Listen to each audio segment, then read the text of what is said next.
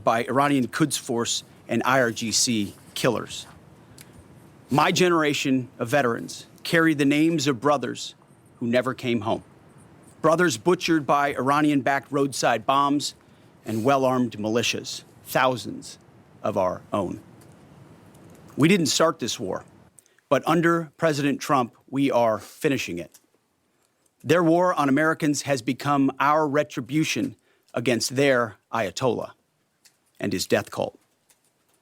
It took the 47th president, a fighter who always puts America first, to finally draw the line after 47 years of Iranian belligerence. He reminded the world, as he has time and time again, being an American means something unbreakable.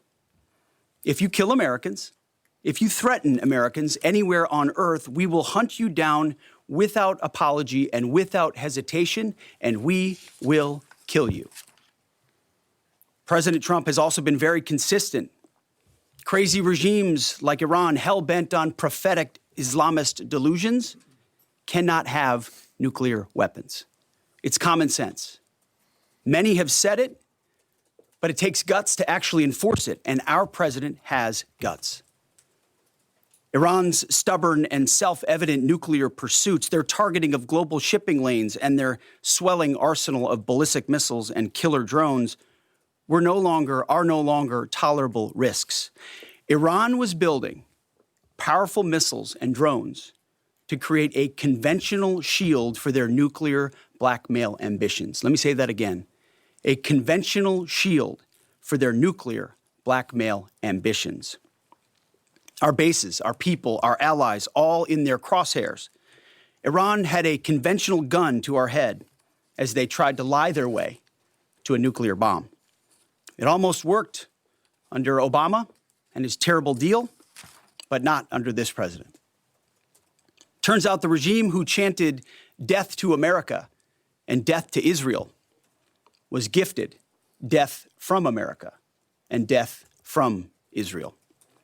This is not a so-called regime change war, but the regime sure did change, and the world is better off for it. Today, in their desperation, the enemy is unmasked as Iranian missiles and drones rain down indiscriminately on the hotels, airports, apartments, and other civilian targets of their neighbors. Cowardly terrorist tactics from a regime that for decades has trafficked in cowardly terrorist tactics, lies, death, and destruction to this day. The Iranian leadership has built nothing except proxies and missiles and drones and deeply buried nuclear factories and facilities. Peaceful nuclear ambitions do not need to be buried underneath mountains. Last June, Operation Midnight Hammer obliterated their nuclear program to rubble. Afterward, we told them plainly, that's it, now make a deal. They arrogantly refused. We said, rebuild it, and we'll stop you again, this time far worse. Well, President Trump, Secretary Rubio, Steve Witkoff, Jared Kushner, they bent over backwards for real diplomacy, offering pathway after pathway to peace. I watched it. I was there. They tried over and over and over again earnest attempts at peace.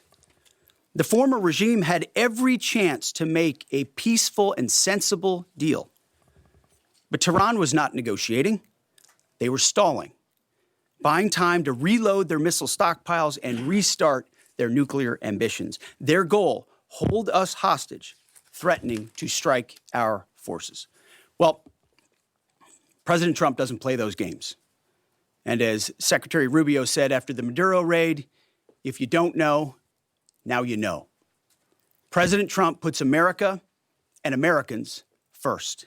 He doesn't hesitate, and neither do our troops. The mission of Operation Epic Fury is laser-focused. Destroy Iranian offensive missiles, destroy Iranian missile production, destroy their navy and other security infrastructure, and they will never have nuclear weapons. We're hitting them surgically, overwhelmingly, and unapologetically.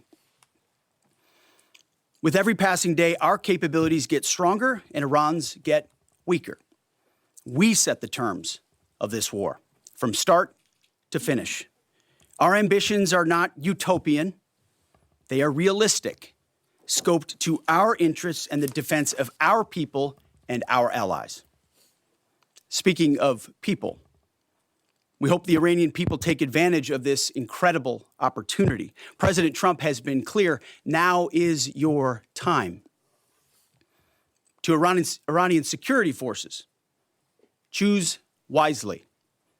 President Trump has also been clear about your fate in either direction. To the media outlets and political left screaming endless wars, stop. This is not Iraq. This is not endless. I was there for both. Our generation knows better, and so does this president. He called the last 20 years of nation-building wars dumb, and he's right. This is the opposite. This operation is a clear, devastating, decisive mission. Destroy the missile threat, destroy the Navy, no nukes. Israel has clear missions as well, for which we are grateful. Capable partners, as we've said since the beginning, capable partners are good partners. Unlike so many of our traditional allies who wring their hands and clutch their pearls, hemming and hawing about the use of force. America, regardless of what so-called international institutions say, is unleashing the most lethal and precise air power campaign in history. B-2s, fighters, drones, missiles, and of course, classified effects. All on our terms, with maximum authorities. No stupid rules of engagement, no nation-building quagmire, no democracy-building exercise, no politically correct wars. We fight to win, and we don't waste time or lives. As the president warned, an effort of this scope will include casualties. War is hell, and always will be. A grateful nation honors the 4 Americans we have lost thus far and those injured. The absolute best of America. May we prosecute the remainder of this operation in a manner that honors them. No apologies, no hesitation, epic fury for them and the thousands of Americans before them, taken too soon by Iranian radicals. Before I turn it over to General Caine for the operational update, let me speak straight to you, the Joint Force, our warriors on the front lines. This is your moment. This is the generational turning point America has waited for since 1979, and since the rudderless wars of hubris my generation, our generation, endured. Don't listen to the noise. Just stay focused. Our commander-in-chief is steady at the wheel. We face a determined enemy, but you are better. But we must prove it every single day. History doesn't care if we're tired, if we're scared, or if the fight feels big. It demands warriors who rise anyway. Peace through strength, the warrior ethos, lethality, unity of purpose, those are not slogans. They're the beating heart of what it means to wear the uniform, that uniform. You think clearly under fire, you act decisively in chaos, you uphold the Constitution, and you uphold our country without hesitation. We are not defenders anymore. We are warriors, trained to kill the enemy and break their will. History is watching. Be the force you swore an oath to be, focused, disciplined, lethal, and unbreakable. We will finish this on America First conditions of President Trump's choosing.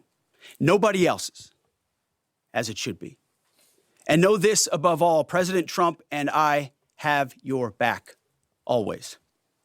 Through fire, through criticism, through fake news, through everything. We unleash you because you are the best, most powerful, most lethal fighting force the world has ever seen. May Almighty God watch over you and his providential arms of protection extend over you. Godspeed, warriors, and keep going. General Caine, over to you. Thank you, Mr. Secretary. And Good morning, everyone. The purpose of my portion of the briefing today is to update you and the American people on the actions taken thus far. The briefing will discuss the preparation, the planning, setting the force, the early operations, and how we're assessing the progress thus far. So let's get started. On Saturday, 28 February at 01:15 Eastern Standard Time, 9:45 a.m. local Tehran time, on the orders of the President of the United States, U.S. Central Command, under the command of United States Navy Admiral Brad Cooper, commenced Operation Epic Fury. As I said, I'm going to walk you through the initial phases of the operation. But first, I want to express my deep condolences and the condolences of the Joint Force to the Department of War personnel killed and wounded in actions thus far. As the Secretary said, they're heroes and represent the best of our nation has to offer. They're true examples of what selfless service means. Our deepest and heartfelt condolences are with their families, their friends, and their units. We grieve with you, and we will never forget you. Additionally, I stand here before you today grateful for each service member, planner, logistician, operator across our joint force, for our Department of War civilians, our intelligence community teammates, our interagency teammates who continue to stand in harm's way alongside us. I am proud of all of you as you take the fight to the enemy, and we are the best in the world at integrating, period. I want to extend my personal gratitude to the dedicated commanders and senior enlisted leaders and the enlisted members of the Joint Force who are fighting this fight across the CENTCOM AOR. In addition to Admiral Cooper and Fleet Master Chief Compton, I want to highlight a few today.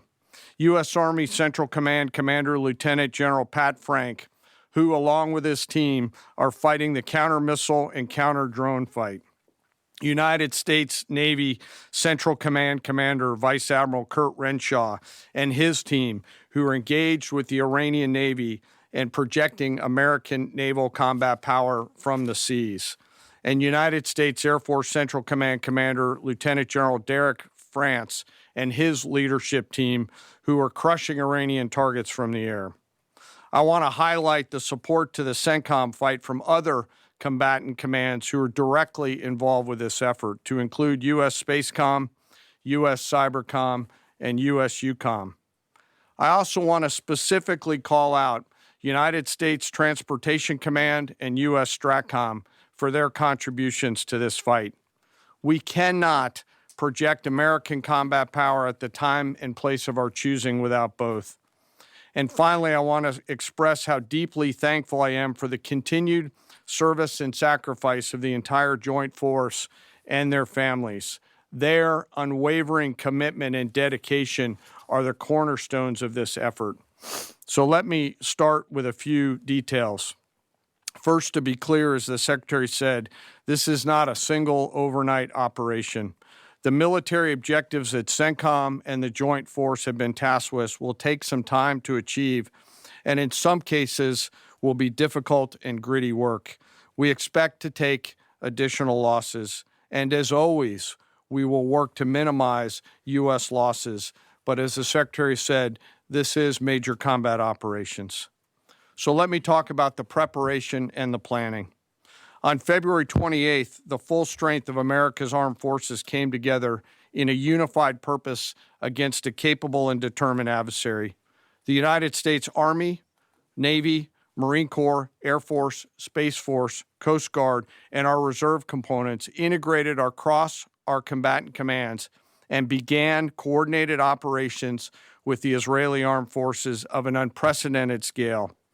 As the Secretary laid out, our military objectives are clear.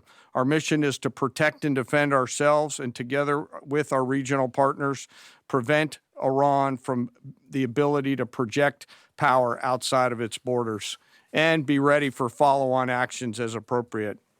Across every domain, land, air, sea, cyber, the U.S. Joint Force delivered synchronized and layered effects designed to disrupt, degrade, deny, and destroy Iran's ability to conduct and sustain combat operations. On the U.S. side, this marked the culmination of months and in some cases years of deliberate planning and refinement against this particular target set. From precision strikes against key military infrastructure to persistent intelligence and targeting integration to the close coordination of the components across vast distances, this operation again demonstrated America's reach, readiness, and professionalism, and that of our joint united force. It was historic not only in the operational scope, but in the level of joint integration displayed across every element of the joint force. And as I said earlier, this work is just beginning and will continue. So now to talk a little bit about setting the force and setting the theater. On the order of the Secretary of War over the last 30 days to reinforce deterrence and provide the President with credible options should action be required, the Joint Force began to systematically reposition assets and personnel across the region. These movements ensured that U.S. forces remained postured, protected, and ready to respond decisively for any emerging threat. This deployment included thousands of service members from all branches, hundreds of advanced fourth and fifth generation fighters, dozens of refueling tankers, the Lincoln and Ford Carrier Strike Group and their embarked air wings, sustained flow of munitions, fuel, supplies, all supported with command and control, intelligence, surveillance, and reconnaissance network. And the flow of forces continues today. In fact, Admiral Cooper will receive additional forces even today. This rapid buildup of forces demonstrated the joint forces' ability to adapt and project power at the time and place of our nation's choosing. I want to highlight a couple specific cases for you. The Gerald R. Ford Carrier Strike Group, which many of you know was down in the Western Hemisphere, redeployed across the Atlantic to set the theater. The ship, her crew, their families, and the entire strike group took a deep breath and, as they always do, began planning to conduct combat operations. The integrated Reserve and National Guard forces have continued to demonstrate the value of America's reserve forces, including the Wisconsin Army National Guard operating in Kuwait and Iraq, and Air National Guard units from a variety of states to include Vermont and Virginia. In the case of the Vermont Air National Guard and the 158th Fighter Wing, they were mobilized for Operation Absolute Resolve and then were tasked to take their F-35As across the Atlantic instead of going home to be prepared to support this operation. The same is with our Air National Guard and Air Force Reserve Command tanker and mobility forces who stepped right out of their civilian jobs to deploy and to protect the region. Lastly, I want to highlight the unsung heroes of warfare, our American logisticians and sustainment force, those who quietly work every day behind the scenes to project and sustain America's combat power. Our leaders from World War II were right when they said professionals do logistics. As regional tensions rose, the Joint Force elevated our force protection measures on the order of the Secretary and repositioned discreetly civilians and non-essential personnel designed to ensure the safety and security of our joint force. By the time operations began, only essential forces remained on our bases and in theater, all ready, capable to respond. So now let me move to H hour. At 3:38 p.m. on Friday, February 27th, the United States Central Command, through the Secretary of War, received the final go order from President Trump. The President directed, and I quote, "Operation Epic Fury is approved. No aborts. Good luck," close quote. In the region, every element of the Joint Force made their final preparations. Air defense batteries readied themselves, checking their systems to respond to Iranian attacks. Pilots and crews rehearsed their strike packages for the final time. Air crews began loading their final weapons, and 2 carrier strike groups began to move towards their launching points. Across the globe, our operations centers came alive in Tampa, Florida, here at the Pentagon, and of course forward in the Central Command AOR. As always, operational security was paramount as we sought to maintain and sustain the element of surprise. This operation was highly classified so that at H hour, the enemy would see one thing: speed, surprise, and violence of action. The first movers were U.S. Cybercom and U.S. Spacecom, layering non-kinetic effects, disrupting and degrading and blinding Iran's ability to see, communicate, and respond. At H hour, the beginning of major combat operations, 01:15 local Eastern Daylight Time, 9:45 local AM Tehran time, as dawn crept up across the Central Command AOR, the skies surged to life. More than 100 aircraft launched from land, sea, fighters, tankers, airborne early warning, electronic attack, bombers from the States, and unmanned platforms, forming a single synchronized wave. This was a daylight strike based on a trigger event conducted by the Israeli Defense Forces, enabled by the U.S. intelligence community. The first shooters at sea were Tomahawks unleashed by the United States Navy, closed in on Iranian naval forces, and began to conduct strikes across the southern flank in Iran. On the ground, forces fired precision standoff weapons, measured, deliberate, precise, and lethal. This was a massive, overwhelming attack across all domains of warfare, striking more than 1,000 targets in the first 24 hours. We are now roughly 57 hours into the operation. In the initial phase, CENTCOM's focus was systematic targeting of Iranians' command and control infrastructure, naval forces, ballistic missile sites, and intelligence infrastructure designed to daze and confuse them. Coordinated space and cyber operations effectively disrupted communications and sensor networks across the area of responsibility, leaving the adversary without the ability to see, coordinate, or respond effectively. The combined impact of these strikes, swift, precise, and overwhelming, has resulted in the establishment of local air superiority. This air superiority will not only enhance the protection of our forces, but also allow them to continue the work over Iran. Over the course of the last 2 days, the Joint Force has launched hundreds of missions from land and sea and delivered tens of thousands of pieces of ordnance. The effort continues to scale. This included American B-2 bombers, which again, similar to Midnight Hammer, flew a 37-hour round-trip sortie from the continental United States, dropping precision, penetrating munitions on Iranian underground facilities across the southern flank and slightly deeper. Additionally, Israel has separately executed hundreds of sorties against hundreds of targets. Beyond Air Force and Navy aircraft strike packages, coordinated salvos of precision standoff weapons from across the region have neutralized hundreds of pre-planned targets.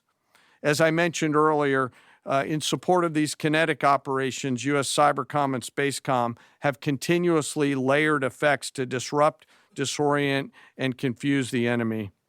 I will note that this operation had several combat firsts, which I'll allow at some point in the future Admiral Cooper to talk about since he owns the AOR. While we've prosecuted a relentless offensive campaign, our defense has been equally important. Across the theater, operations have remained steady and disciplined. Once again, our integrated air and missile defense network is performing exactly as it's intended. U.S. Patriot and THAAD batteries, along with ballistic missile defense-capable Navy destroyers, continue to coordinate and execute intercepts with precision and consistency. I wish that every American could hear the voice communications like I have as these joint operations centers remain calm, focused, and cool while executing under fire over and over again. Collectively, these systems have intercepted hundreds of ballistic missiles targeting U.S. forces, our partners, and regional stability. The threat from one-way attack UAVs has remained persistent. Our systems have proven effective in countering these platforms, engaging targets rapidly. Each intercept represents hundreds of hours of training, readiness, and technology all coming together to work as designed. We will remain vigilant in the counter-UAV fight. And the defense of the region is not ours alone. As the threat grew, our partners surged in beside us. Air defense batteries in Qatar, the UAE, Kuwait, Jordan, and Saudi Arabia joined the fight, proof positive that years of training, trust, and hard-earned integration pay off. I am aware of the loss of 3 U.S. Air Force F-15Es overnight in the region. I am grateful for the safety of the crews, and we know that this was not from hostile enemy fire. As this matter's under investigation, I'll not comment further on this. Let me close. Operations will remain active across the theater and across the globe. The U.S. forces are postured not only to maintain pressure, but to respond and adapt as required.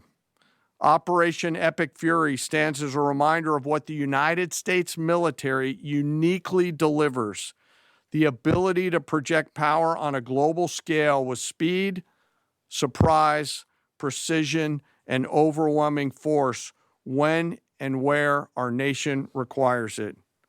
What we've demonstrated over the past several days reflects years of investment in readiness, joint integration, and professionalism of the joint force.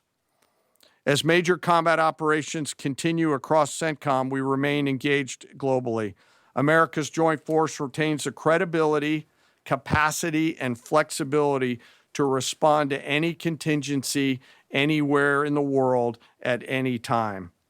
To those who would test our resolve or threaten the United States, our allies, or our interests, understand clearly we can reach you, we can sustain the fight, and we can scale the fight, and we will prevail.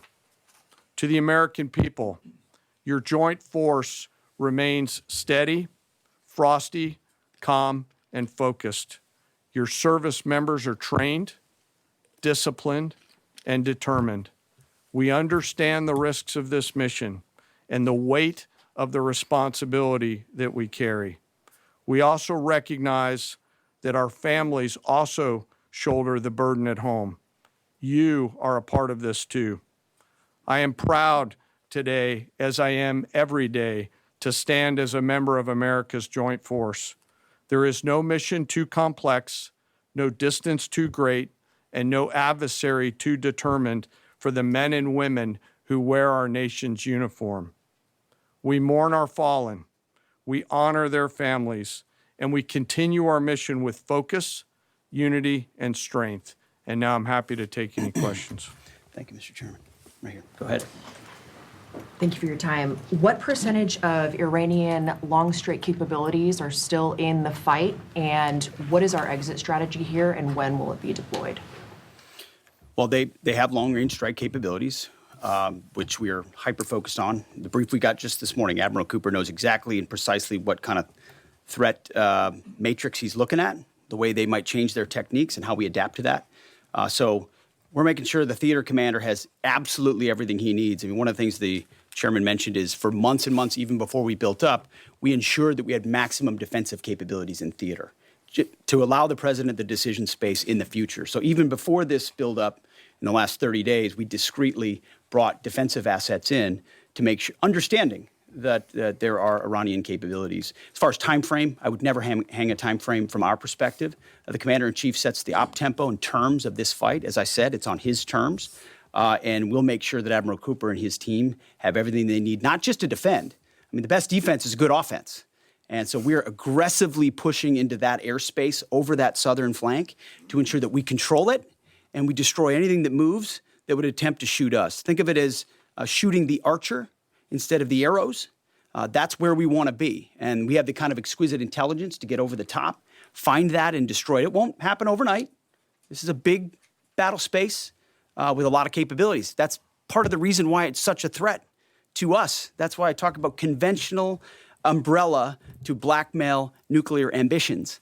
They were building up this conventional arsenal in order to ensure that no one would ever block them from their ability to get nuclear weapons. So we're very clear-eyed, about the nature of this Iranian threat, and we're going to get after it. I don't know if you have anything to add to that, Mr. Chairman.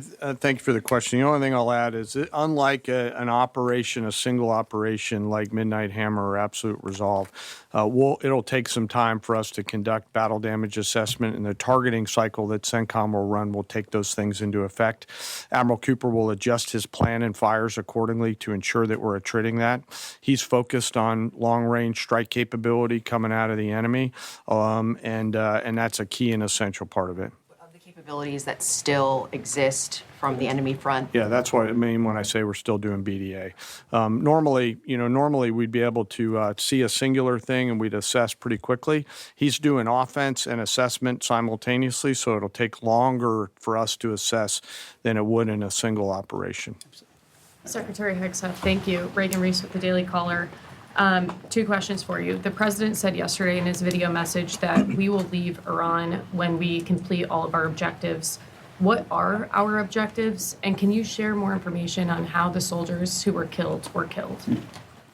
Well, I laid out the objectives, as did the chairman. They're completely nested. I mean, Iran has an ability to project power against us and our allies in ways that we can't tolerate.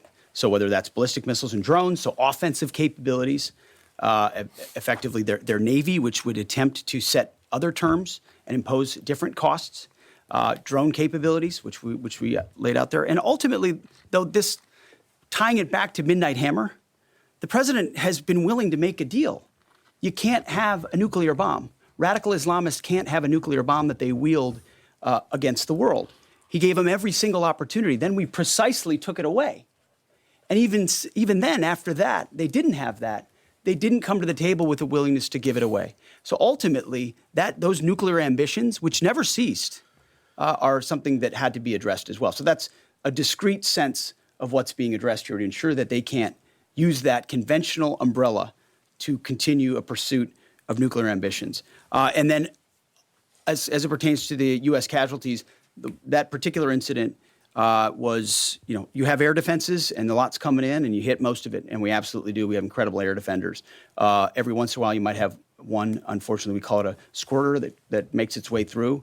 And in that particular case, it happened to hit a tactical operations center that was fortified, but these are powerful weapons.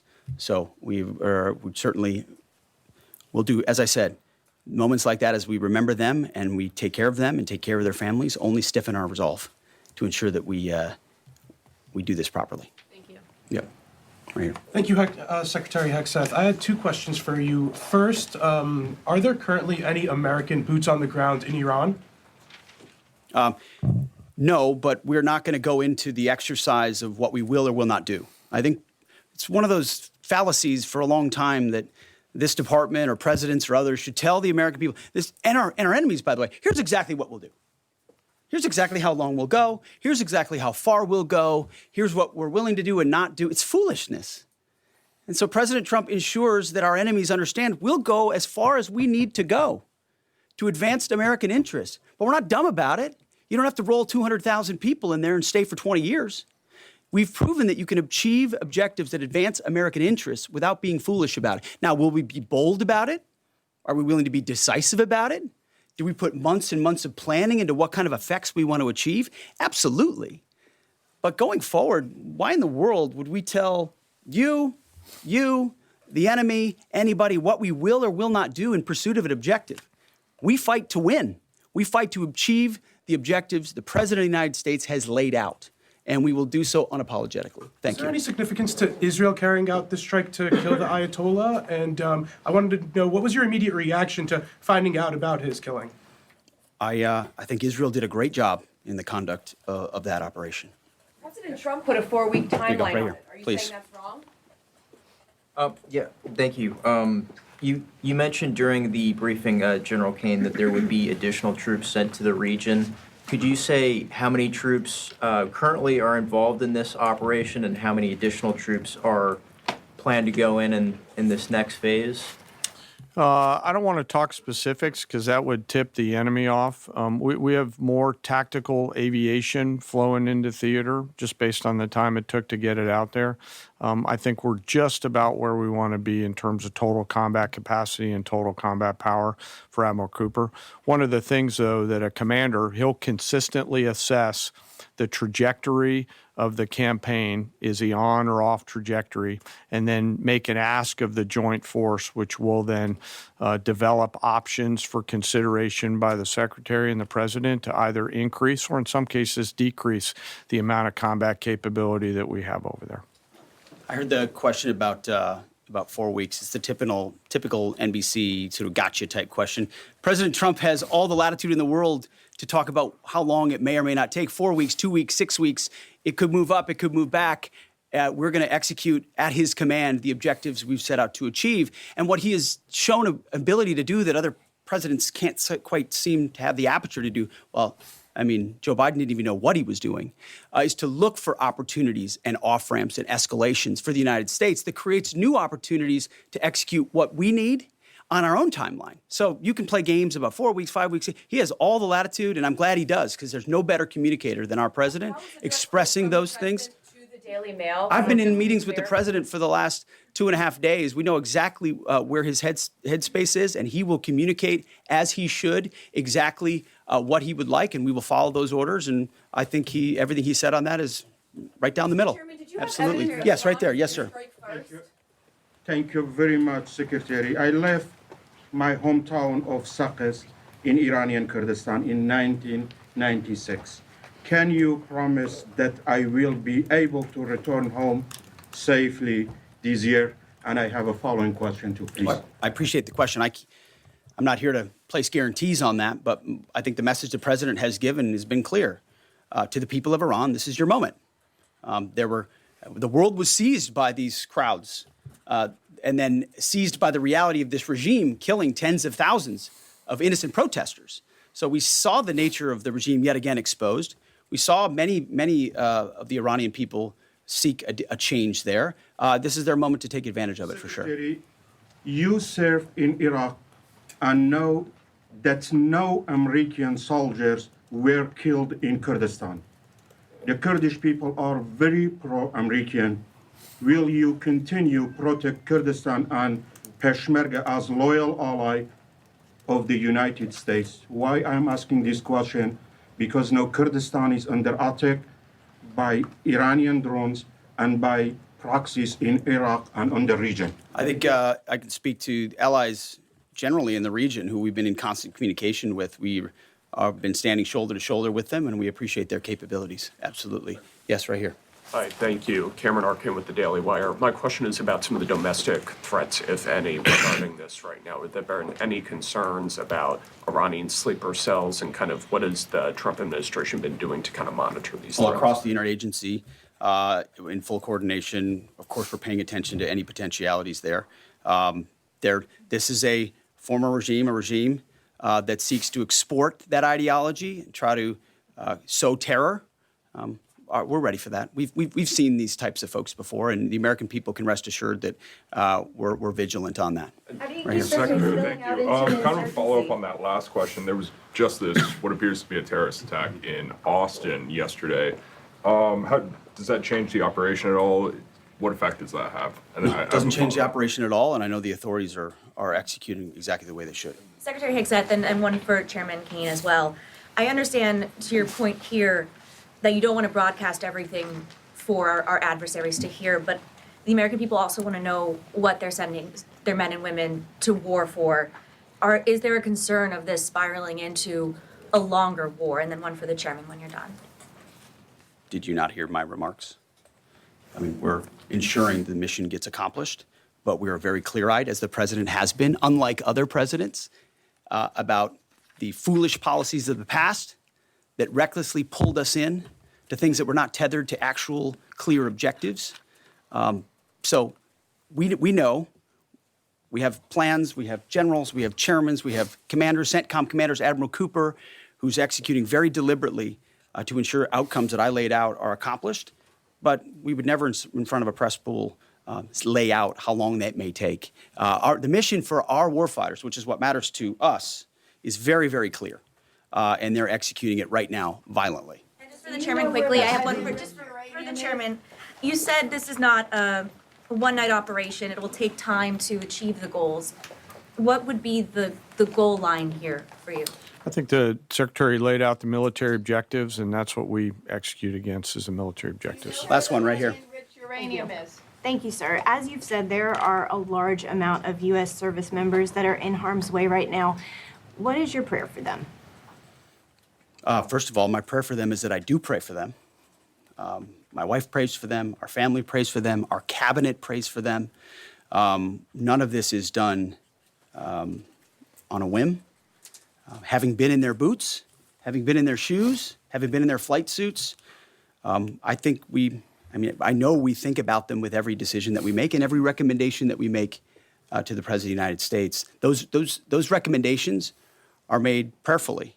And when I pray every day for them and for this mission, I pray simply for the biblical wisdom to see what is right and the courage to do it. It's going to take courage to follow through on this. There's going to be a lot of noise, and we pray for that, and we hope all of you do as well. Thank you very much. Appreciate it. Thank you. Welcome back. You were actually just listening to a Pentagon update from defense officials on the U.S.-Iran operation called Epic Fury. Defense Secretary Pete Hegseth called it a, quote, clear, decisive mission. We know that at least 4 military members have been killed since the U.S. strike over the weekend and several others wounded.